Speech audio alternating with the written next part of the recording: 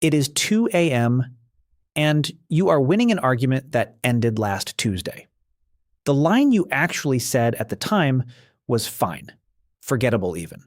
But the line you have now is perfect. It is calm, it is precise, it lands exactly where it needs to land, and in your version, the other person has nothing to say back. You have delivered it about 14 times tonight. In the shower, on the walk to the station, standing in front of the open fridge at midnight with the cold air on your face, staring at nothing, your mouth moving very slightly. The argument itself lasted 4 minutes. You have now spent 6 days on it, and the strangest part is that you are not really angry anymore. If someone stopped you and asked what the fight was actually about, you would struggle to give a clean answer. But some machine at the back of your head keeps threading the tape back to the start, and it does not seem to care how many times you tell it to stop. You have probably decided this means you are petty, that you hold grudges, that you overthink everything and always have. None of that is what is happening. What is happening is that your brain has a file open and nobody ever taught it how to close one. Begin with the oldest clue, because it comes from a restaurant. The story goes that the psychologist Kurt Lewin was sitting with his students in a busy restaurant and noticed something odd about the waiter. The man could recall a complicated unpaid order in perfect detail, item by item, table by table. But once the bill was settled, the order evaporated from his memory almost instantly. Paid meant gone. One of Lewin's students, Bluma Zeigarnik, took that observation into a laboratory in 1927 and tested it properly. She gave people simple tasks, puzzles, small constructions, arithmetic, and let them finish about half of them. The other half she interrupted partway through. Afterwards, she asked them what they had done. People remembered the interrupted tasks roughly twice as well as the ones they had completed. Think about what that means. Finishing something does not just end the work, it ends the remembering. An unfinished task stays loaded, live, taking up room, and it keeps quietly announcing itself until it is resolved. Your mind is not a filing cabinet where everything sits equally still. It is a desk, and the unfinished items are the ones left open in front of you, glowing. So what is an argument in those terms? It is the most unfinished thing a human being can be handed. A puzzle you did not solve is merely incomplete. An argument is incomplete and contested.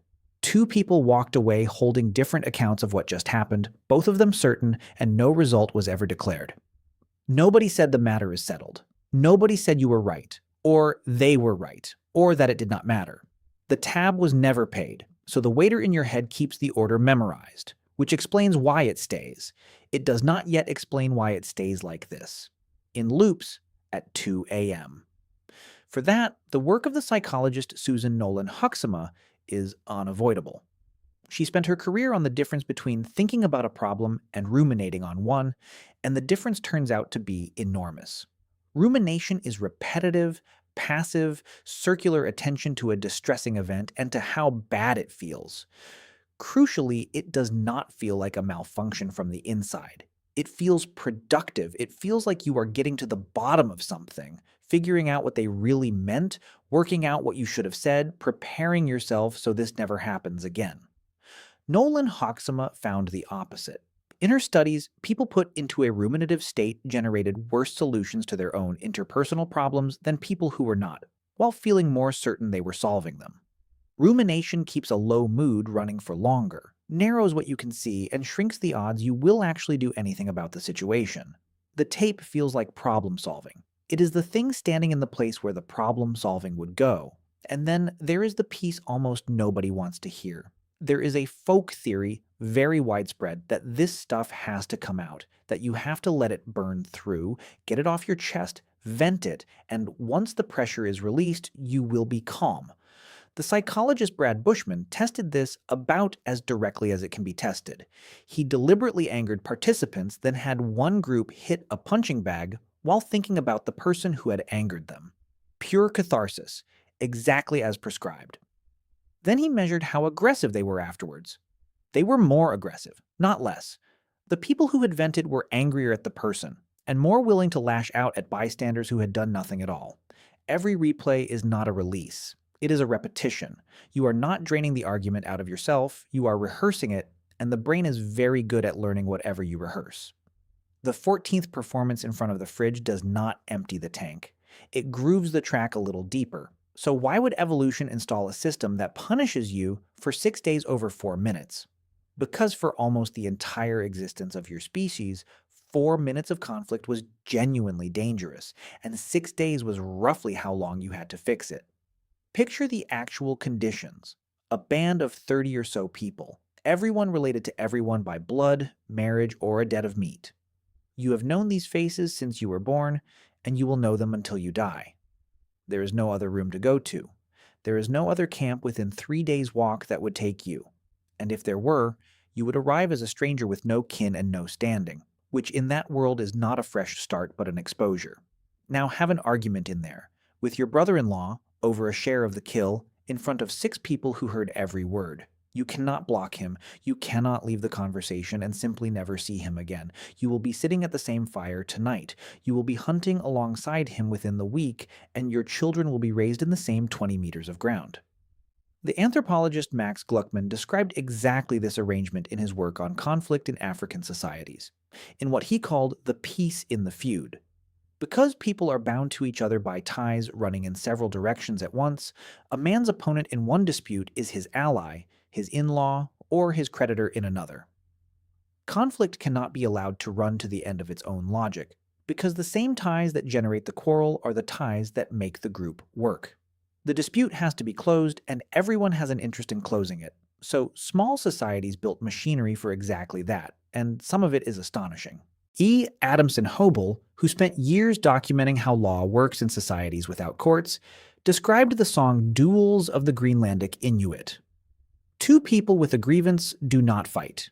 They compose songs about each other. Then, in front of the assembled community, they perform them, taking turns, trading verses of mockery and complaint, sometimes for a long time, sometimes across more than one gathering.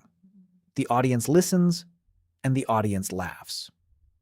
Whoever draws the laughter wins. And then it is over. Not metaphorically over, formally over. The matter has been heard by everybody who mattered, a result has been produced in public, and the two are expected to carry on as members of the same community. Hobel recorded that former opponents frequently resumed ordinary relations afterwards.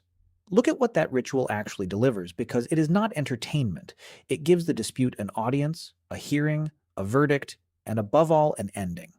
A visible, dated, witnessed ending that both parties and everyone around them can point to. That is what your nervous system is built to expect, not victory.